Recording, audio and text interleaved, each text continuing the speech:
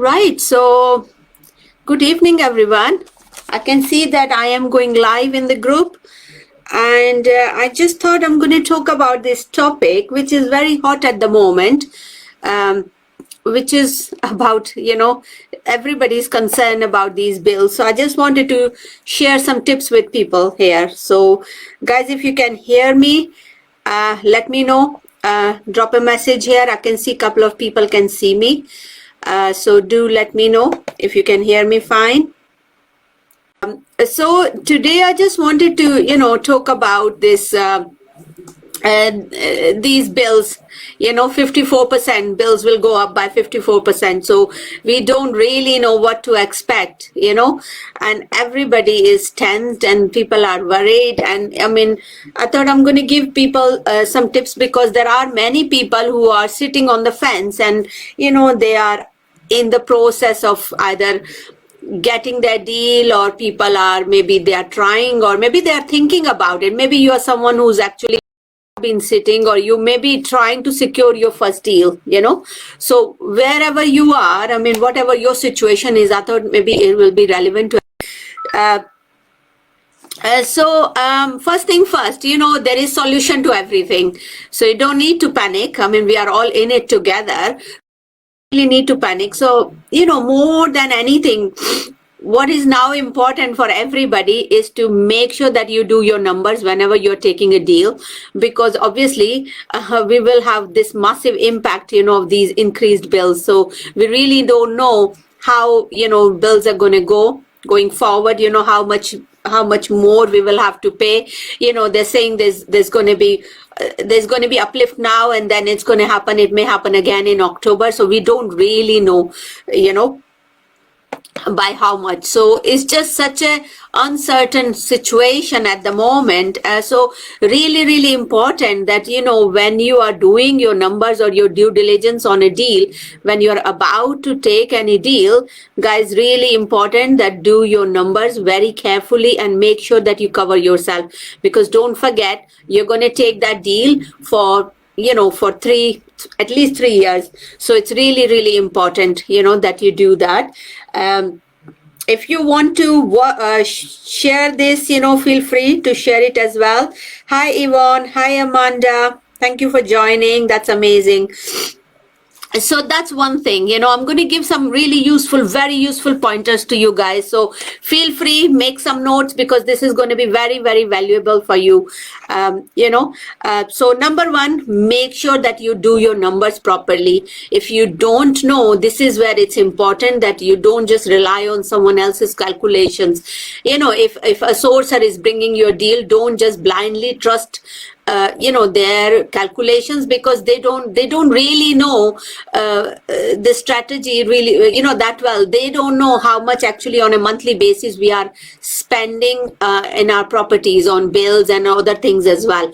So very important that you do your due diligence, you do your numbers, and more than anything, you need to make sure that when you're adding your figures, you just be generous and don't rush to secure any deal. Make sure that you check. I mean, if you want me to help you with it, if you don't feel confident about it, reach out to me. I'm happy to help, and this is what I'm doing with my mentees as well in my group. So it's very important that you know that you're not rushing into it and you feel confident about it.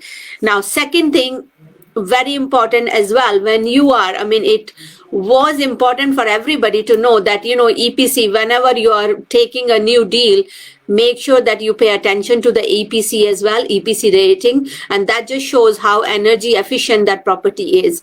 Now, we all know, I mean, I'm saying I'm taking it for granted that we all know, but there may be people who may actually not know that, you're not really supposed to take any property if EPC rating, energy efficiency rating, is below E. So if it is F, that means landlord, is not really supposed to let out that property to anyone, to a company or to family or to anyone, so we're not really supposed to take those type of properties anyway, properties below EPC EPCE, yeah. So below E, we're not supposed to. But also pay attention, because the lower that figure or lower that alphabet is, that means the bill is going to be higher, because that property will be less energy efficient. So be careful, pay attention to that as well. So for example, if you're taking a deal, a rent-to-rent deal, and if EPC is maybe C or maybe E, because one of my property that I actually own and I've refurbed, that property, it used to be E, and when I refurbed it, now it's C. So I see such massive difference in my bills actually already, and I noticed that even before all this has happened with bills and everything. So make sure that you're paying attention. Don't just blindly take your deals, because it's very, very important, because you're going to have massive impact. Another thing, ask landlords, or wherever that deal is coming from, wherever that property is coming from, ask that landlord or ask the agency or even sourcer. Ask them if they can provide you with the information. What has that landlord been paying usually, or what was previous rent-to-renter, what was that company paying previously? So that will give you a rough idea as to how energy efficient that property is, going forward. So be mindful of these things. It's really, really important. You guys feel free to share my live if you want, because I think this is going to be very, very useful, because I think people are on the edge and they're panicking. So really important that we help each other out, and these are very, very important tips. And because we are doing it already, and I'm seeing these these things in our group, and this is what I'm saying to everybody. So obviously you guys are still, if you're looking to start your rent-to-rent strategy, especially rent-to-rent HMO strategy, then you just pay attention. Do not rush to take your deal. Make sure you do proper due diligence. Don't get emotionally attached with any deal as well. Make sure that your numbers are stacking properly. If you do not know how to do it, reach out to me. I'll teach you how to do it. I will teach you. Because you need to know how to do them properly, how much we as rent-to-renters are actually paying on properties, for bills and everything. Really, really important. Ask landlord, ask agents, or wherever that deal is coming from. Ask them if you can get that information, that what are they paying, how much are they already paying, and, shop around to get best deals possible. Different energy providers, they have different rates as well. So make sure that you shop around. There are quite a few, and I have a feeling because there is still that competition, they will try and beat each other's, unit rates anyway. So there will be, which is good for us. It's good for us as consumers. If there is competition, that means, prices will not, that will keep prices at least under control for us. So definitely you shop around for it. If you know someone who's already doing it, or if you know someone who helps you, provide these energy, like you get reps for different companies, check if they can give you some kind of estimate on bills, on the basis of how big your property is. So make sure that you do proper due diligence. So all this will require some time. Take your time when you are doing, when you're taking any deal. Really, really important for you.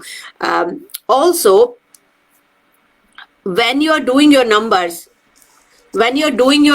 make sure that, I think more than ever now, it is important that when you're doing your numbers, make sure that you take some extra bit out, when you're working out your expenses. Take a set percentage or a set figure out to cover voids, or to cover, any changes or increases in bills that may happen. So you really need to have that figure written, when you're doing your calculation. Just work out your expenses properly, and then add another 10%, 5% or 3%, whatever, depending upon, what your expenses look like at the moment, and how confident you are. And, because that, that extra 5% or 10% or whatever, however you are doing your numbers, if you are taking that much out extra, on top of your, monthly expenses, then just in case if there is further increase in bills, at least you are covered, so make sure that, I see so many people when, you talk to them and they never ever take out extra money for maintenance or void. And I think this is like a blessing now for us, because it's important that when we are doing our numbers, we are taking extra bits out, and we are accounting for all those things, because although these are fictitious figures, but actually it just gives us that extra support, that just in case if your bills go up, you have got that, that cushion, you have got that headroom where, you can still make profit on your deal. So don't rush to take your deals. Do your numbers properly, and make sure, don't try and save money by not learning the strategy.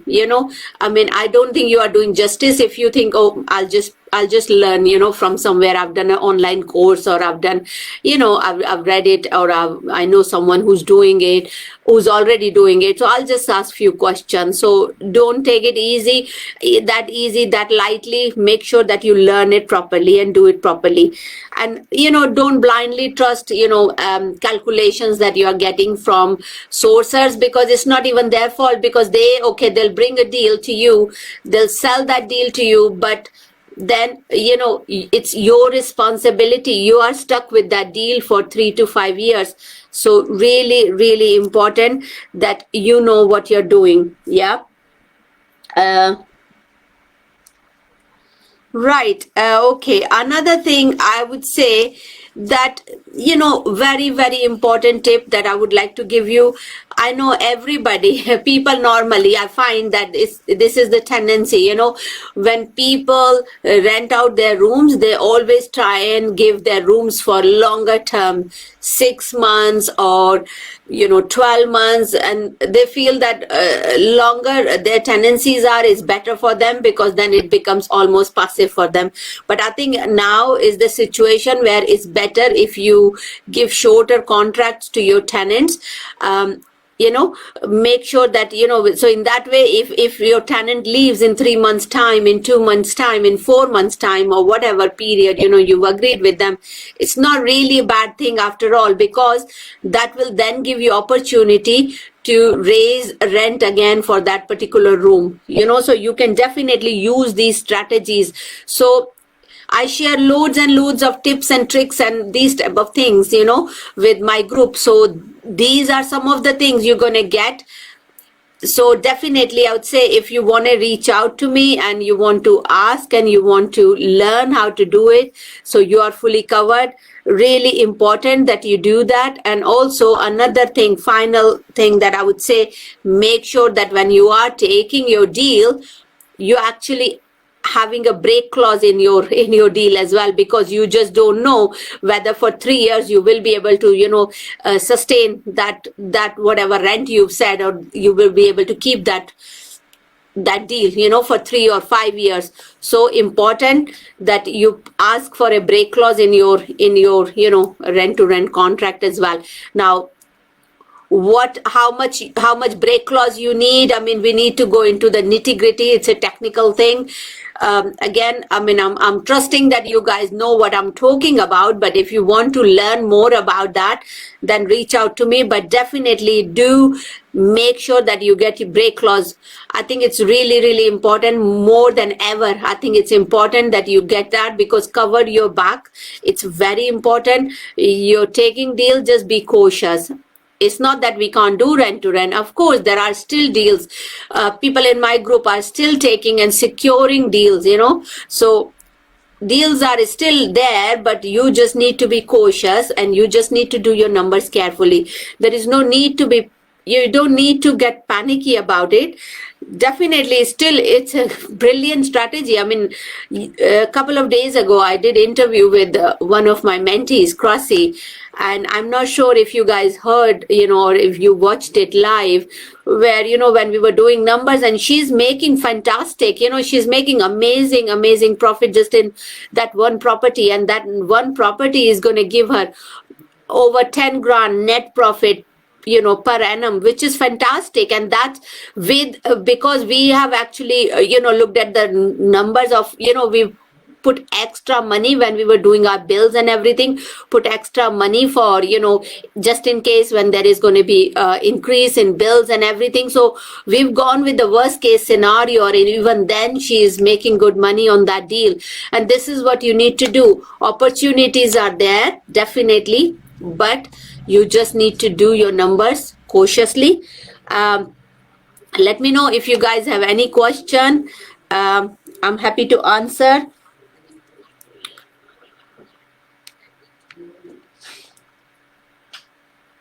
Yeah, so that was the reason why I thought I'm going to do my live today, because there are so many things and it's going to put people off. You don't need to get put off. I mean, we've lived through COVID.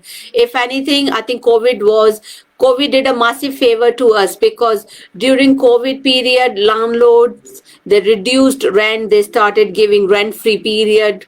That happened a lot, and I witnessed a lot of that, or even they started giving discount in the rent as well. That's what happened as well, with many of my mentees. So definitely, every difficult situation has got opportunity hidden somewhere. And I feel that, there's going to come a time where, some sensible rent-to-renters or people who are learning, they'll not rush into deals as well. And because they won't rush into deals, landlords will bring their rents down. So definitely, I would say that make sure that you learn the strategy and you do it properly. Yeah. Right, guys. Hope you enjoyed it. I am not sure if I'm still going live or I'm not going live. Be careful with the numbers. Don't rush into it, but at the same time, don't need to get panicky. Just be careful. Just be cautious when you're doing your calculations and everything. Make sure that, you're covering yourself and you're, asking for the right type of questions. I hope you found today's live useful. And if you need help before you commit yourself to any deal, make sure that you get trained by someone.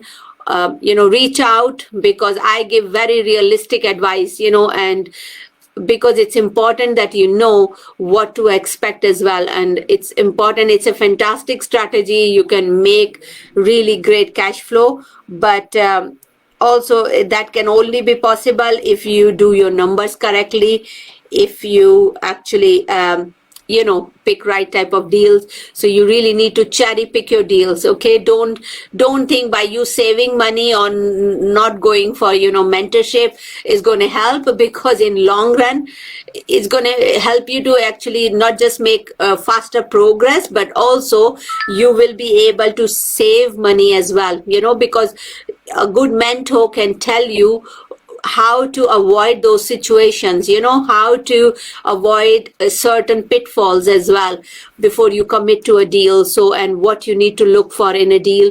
So definitely reach out, because, last thing I want you guys is to, make a mess of a deal because it's a 3-year, 5-year, and it's a legal contract. Yeah. So there is definitely cash flow there in properties. You can definitely make lots and lots of money, but you just got to be selective. Okay, enjoy rest of the evening. I hope I'm still going live, but yeah, enjoy rest of the evening, and I'll speak to you very, very soon. Take care then. Bye-bye.